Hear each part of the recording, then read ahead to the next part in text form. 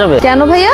এত ভাইয়া ভাইয়া কেন করছো তুমি? একজন সুন্দরী মেয়ের নাম্বার একজন সুদর্শন ছেলে কখন চায়? তুমি এটা বুঝো না কেন? ঠিক আছে নেন। নাম্বারটা দাও please। হ্যালো বৃষ্টি, হাই, কেমন আছো তুমি? আমি ভালো আছি। আপনি কে? ঠিক চিনলাম না।